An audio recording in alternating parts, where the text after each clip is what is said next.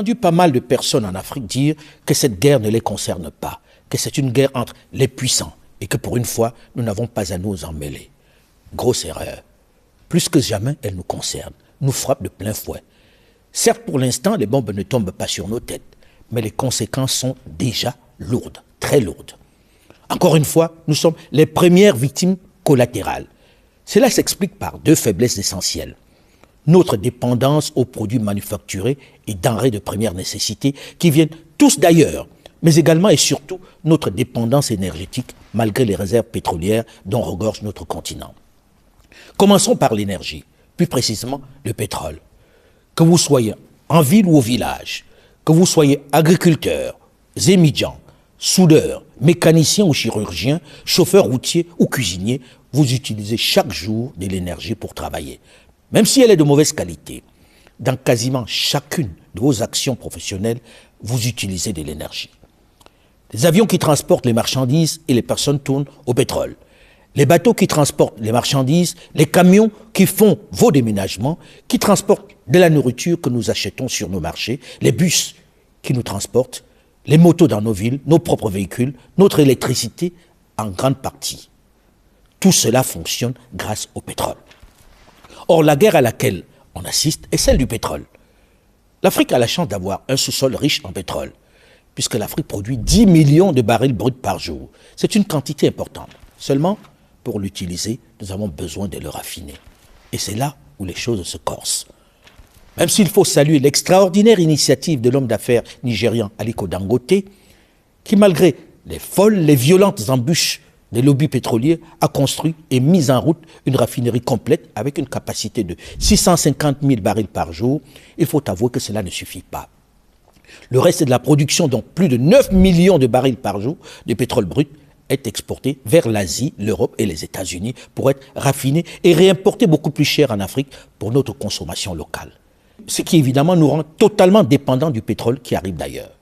Et ce pétrole qui vient d'ailleurs, une bonne partie passe par ce bras de mer qu'on appelle le détroit d'Ormuz. Ce petit bras de mer de 23 km entre l'Iran et les Émirats. Cette bande d'eau coincée entre l'Iran et la péninsule arabique, reliant le golfe Persique à l'océan Indien.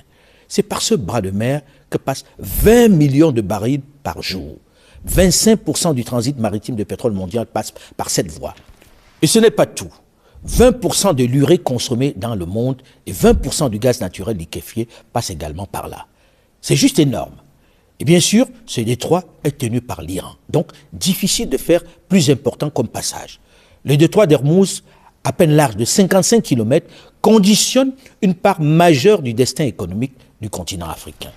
En 2024 et 2025, un tiers des hydrocarbures transportés par tankers dans le monde y ont transité, soit environ 20% de la consommation mondiale de pétrole.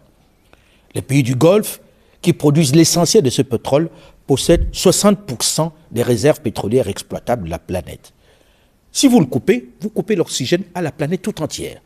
Donc, sous les bombardements des États-Unis et d'Israël, l'Iran a fermé le détroit d'Ormuz, ce qui évidemment est en train de faire monter le prix du pétrole.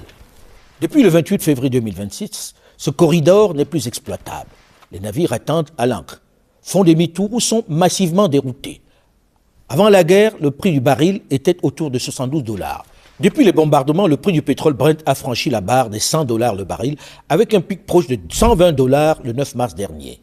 Le détroit d'Ormuz est fermé. Il n'y a pas que le pétrole qui transite via ce détroit. Environ 80% de la production de polyéthylène du Moyen-Orient, le plastique le plus utilisé au monde, ainsi que un tiers des engrais mondiaux y passent. Or, les engrais, c'est l'agriculture africaine. Les plastiques, c'est l'emballage, la construction, l'industrie locale. Il y a également les engrais, les plastiques. Quelque part, un agriculteur au Sahel attend les engrais qui ne viendront pas à temps. Un transporteur à Lomé voit sa facture de carburant s'envoler. Un gouvernement en Afrique de l'Est révise son budget à la baisse. Lorsque les navires ne passent plus par le détroit d'Ormuz, ils contournent. Si les tensions à Ormuz se doublent de perturbations à mer Rouge, le trafic maritime est dévié par le cap de Bonne-Espérance en Afrique du Sud. Ce détour rallonge les délais, sature les ports africains de transit et fait exploser les coûts logistiques. Les taux d'affrètement des supertankers, normalement autour de 150 000 à 200 000 $ par jour en période stable, ont franchi le seuil de 400 000 $ par jour en ce mois de mars 2026. Le commerce entre l'Afrique et les pays du Golfe est colossal et croissant. Selon Afreximbank, les échanges commerciaux entre l'Afrique et les 6 monarchies pétrolières, Arabie Saoudite, Émirats Arabes Unis, Qatar, Koweït, Oman et Bahreïn, du Golfe ont atteint 121 milliards de dollars en 2023, soit plus du double en comparaison à 2016. Les importations africaines en provenance de cette zone ont atteint 51,5 milliards de dollars. Toute interruption prolongée du détroit se traduit donc directement en facture pour les ménages africains, en pénurie et en inflation. Il faut donc s'attendre à une hausse vertigineuse des prix, à la fois à la pompe, mais également des denrées diverses importées d'Asie, notamment en Afrique, si cette guerre dure longtemps et si le détroit d'Ormuz reste fermé. Mais également se préparer à de grosses perturbations en matière d'énergie, avec des risques de coupure d'électricité et de fermeture de certaines de nos petites industries locales. Surtout que, comme d'habitude, aucun de nos pays n'a fait de stock pour les périodes difficiles comme celle-ci. Seul le Nigeria, avec la raffinerie d'Aliko Dangote, pourra tirer son épingle du jeu avec sa production locale. Mais elle est insuffisante et le prix est aligné sur ceux de la bourse. Ceci doit interpeller plus que jamais les jeunes Africains. On n'assiste à rien de bien nouveau à la vérité. L'Occident, à chaque fois qu'il déclenche ces guerres, l'Afrique en paye le prix fort. Le continent en subit toujours les conséquences. Choc pétrolier de 1973, l'Afrique paye. Guerre du Golfe 1991, l'Afrique paye. Crise financière de 2008, l'Afrique paye. Covid-19, l'Afrique paye.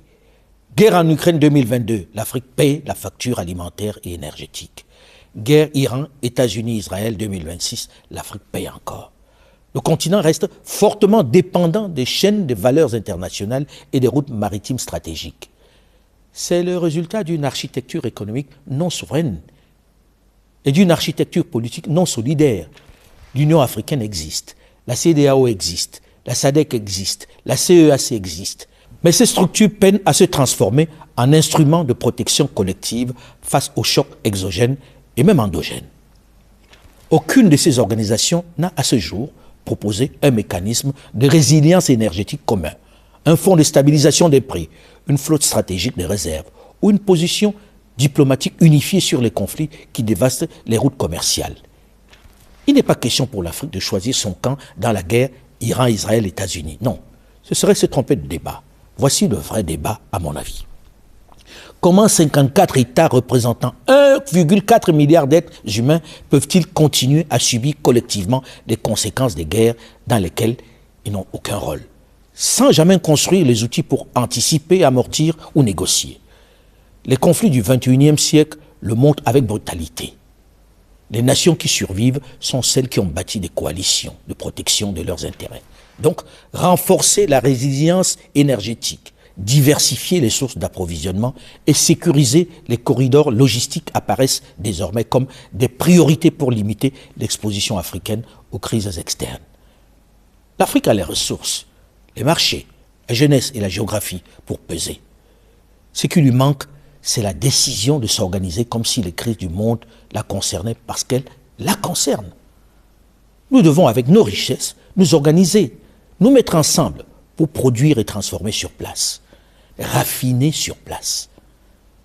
L'exemple Dangote est une leçon. La souveraineté économique africaine est possible, mais un investisseur privé africain agissant seul reste fragile. C'est précisément le rôle que devrait jouer une solidarité africaine organisée. Protéger, dupliquer et financer collectivement ces initiatives.